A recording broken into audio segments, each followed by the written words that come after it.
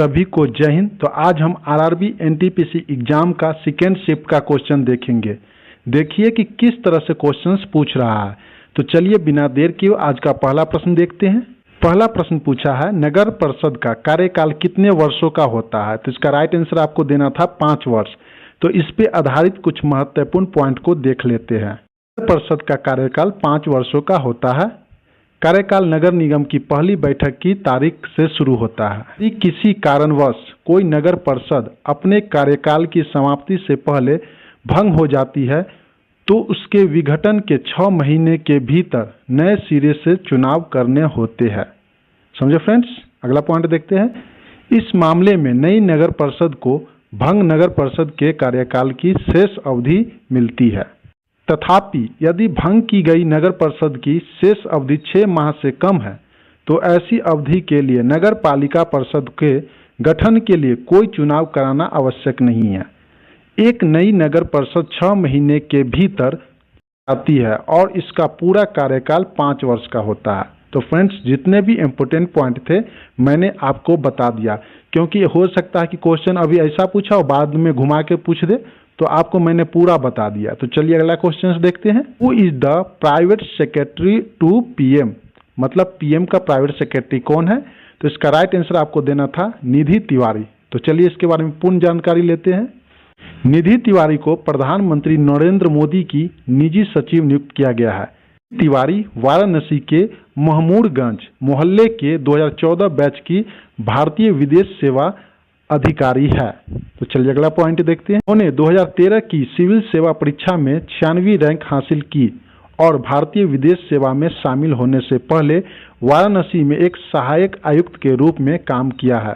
तो फ्रेंड्स, जितने भी पॉइंट थे मैंने आपको बता दिया इससे रिलेटेड। तो चलिए अगला क्वेश्चन देखते हैं। कौन सा राज्य भूटान और बांग्लादेश दोनों के साथ अपनी अंतर्राष्ट्रीय सीमा साझा करती है। तो इसका राइट आंसर आपको देना था असम। तो चलिए इससे रिलेटेड कुछ पॉइंट को देख लेते हैं। असम भारत का एक पूर्वोत्तर राज्य है। भूटान और बांग्लादेश दोनों के साथ अपनी अंतर्राष्ट्रीय सीमा साझा करती है। यह राज्य नागालैंड, अरुणाचल प्रदेश, मणिपुर, मिजोरम, त्रिपुरा, मेघालय, पश्चिम बंगाल के साथ अपनी सीमाएं साझा करती है। तो जितने पॉइंट थे मैंने आपको एक एक करके बता दिया। तो चलिए अगला प्रश्न देखते हैं। निम्नलिखित में से कौन सा घन लोकवाद यंत्र नहीं है। तो इसका राइट आंसर आपको क्या देना था, बंकिया। तो चलिए इससे रिलेटेड कुछ इंपोर्टेंट पॉइंट को देख लेते हैं। बंकिया एक प्राकृतिक तुरही, एक बिन वाल्व वाला वाद्य यंत्र है। यह कांसे से बना होता है और इसके 2 भाग है। बिगुल एक ट्यूब की तरह है और एक घंटी है जो एक तरी के आकार में है, जिसमें एक एकीकृत मुख्य पात्र होता है जिसके माध्यम से हवा उड़ाई जाती है। यह एक साधारण बिगुल है जो शक्तिशाली ध्वनि उत्पन्न करती है। तो समझे फ्रेंड्स, इससे रिलेटेड जितना पॉइंट था मैंने आपको बता दिए। तो चलिए अगला प्रश्न देखते हैं। इमारत के ग्राफिक डिजाइन प्रिंट करने के लिए निम्नलिखित में से कौन सी डिवाइस सर्वाधिक उपयुक्त होती है। तो इसका राइट आंसर आपको क्या देना था, प्लॉटर। तो चलिए इससे रिलेटेड कुछ महत्वपूर्ण पॉइंट को देखते हैं। प्लॉटर एक प्रिंटर की तरह एक कंप्यूटर हार्डवेयर डिवाइस है जिसका उपयोग वेक्टर ग्राफिक्स को प्रिंट करने के लिए किया जाता है। टोनर के बजाय प्लॉटर कागज पर कई निरंतर रेखाएं खींचने के लिए पेन, पेंसिल, मार्कर या किसी अन्य लेखन उपकरण का उपयोग करते हैं। समझ गए फ्रेंड्स। इस प्रकार प्लॉटर किसी भवन के ग्राफिक डिजाइन को प्रिंट करने के लिए सबसे उपयुक्त होता है। तो फ्रेंड्स, इसका राइट आंसर क्या देना था, प्लॉटर, ऑप्शन में दिया था। तो चलिए अगला प्रश्न देखते हैं। स्वदेश सेवक गृह किस स्वतंत्रता पहल से संबंधित है। तो इसका राइट आंसर आपको देना था गदर आंदोलन। तो चलिए अगला प्रश्न देखते हैं। राजस्थान से होकर बहने वाली एकमात्र नदी कौन सी है। इसका राइट आंसर आपको देना था लूनी। तो चलिए इस पर आधारित कुछ महत्वपूर्ण पॉइंट देखते हैं। पश्चिमी राजस्थान राज्य भारत की एक नदी है। यह अजमेर के पास आरावली रेंज की पुष्कर घाटी में निकलती है, थार रेगिस्तान से गुजरती है और साथ में कच्छ के रण में समाप्त होती है। तो फ्रेंड्स, जितने भी पॉइंट थे इससे रिलेटेड मैंने आपको बता दिया। तो चलिए अगला क्वेश्चन देखते हैं।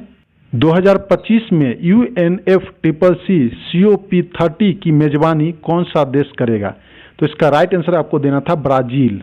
तो इससे रिलेटेड कुछ महत्वपूर्ण पॉइंट को देख लेते हैं। 2025 का UN जलवायु परिवर्तन सम्मेलन नवंबर 2025 में ब्राजील के बेले में होगा। कहाँ, बेले में होगा।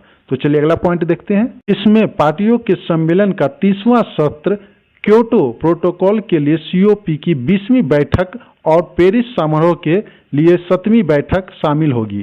इसके अलावा वैज्ञानिक और तकनीकी सलाह के लिए सहायक निकाय और कार्यान्वयन के लिए सहायक निकाय के 63वें सत्र भी आयोजित होगा।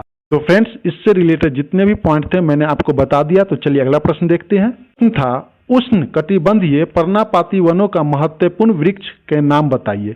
ये जिस ऑप्शन में था आपको उसमें राइट आंसर देना था।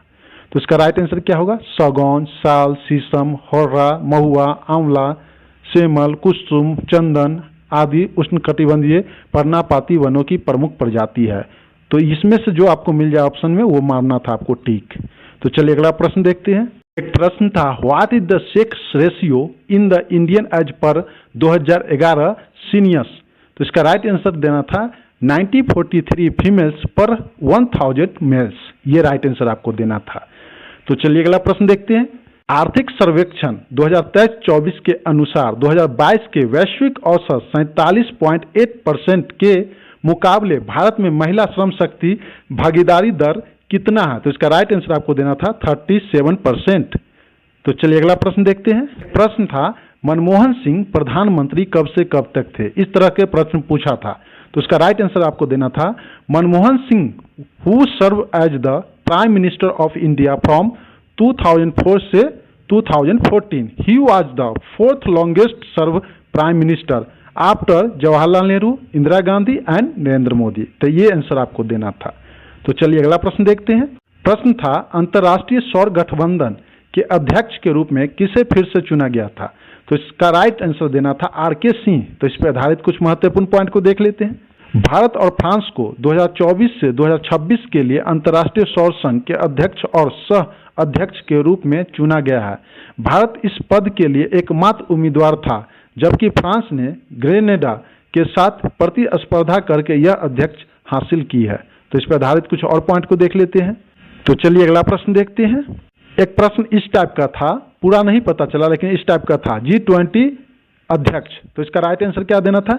ब्राजील के राष्ट्रपति लुइज इनासियो लुला दा सिल्वा। ये आपको आंसर देना था। तो चलिए अगला प्रश्न देखते हैं। प्रश्न था, सिमलीपाल योजना से रिलेटेड था। तो मैं आपको बता देता हूं इसका आंसर। सिमलीपाल योजना एक एकीकृत कार्यक्रम है जो ओडिशा सरकार द्वारा शुरू किया गया है। यह स्थानीय समुदाय के लिए आजीविका संवर्धन, कौशल प्रशिक्षण, पारिस्थितिक पर्यटन, सांस्कृतिक पर्यटन और बुनियादी ढांचे के विकास को बढ़ावा देता है। यह योजना अस्थायी समुदायों को सिमलीपाल क्षेत्र में जीवन स्तर सुधारने में मदद करता है। फ्रेंड्स, इस टाइप से सिमलीपाल से रिलेटेड क्वेश्चन पूछा था, तो मैंने आपको विस्तृत रूप से बता दिया कि कहाँ का था, तो ओडिशा का। तो फ्रेंड्स, जितने भी प्रश्न थे मैंने आपको एक एक करके उसका विश्लेषण करके आपको समझा दिया। जानकारी अच्छी लगी हो तो प्लीज़ लाइक कर दीजिए, कमेंट कर दीजिए, और जिन लोगों ने अभी तक चैनल सब्सक्राइब नहीं किया सब्सक्राइब कर लीजिए, बेल आइकन की घंटी को ऑन कर दीजिए ताकि वीडियो का नोटिफिकेशन सबसे पहले आप तक पहुंच सके। और जो लोग फर्स्ट शिफ्ट का क्वेश्चन नहीं देखे हैं देख लीजिए, क्योंकि वो भी क्वेश्चन आपके लिए काफ़ी हेल्पफुल होगा एग्जाम के लिए। फ्रेंड्स, मैं एक बात कहना चाहता हूँ, मैं यहाँ डेली करेंट अफेयर का वीडियो अपलोड करता हूँ, तो एक बार प्लीज़ आप जाके देखिए, आपको एग्जाम में काफ़ी फायदा मिलेगा। तो चलिए मिलते हैं फ्रेंड्स, तब तक अच्छे से रहिए, अच्छे से एग्जाम दीजिए। All the best. जय हिंद, जय भारत।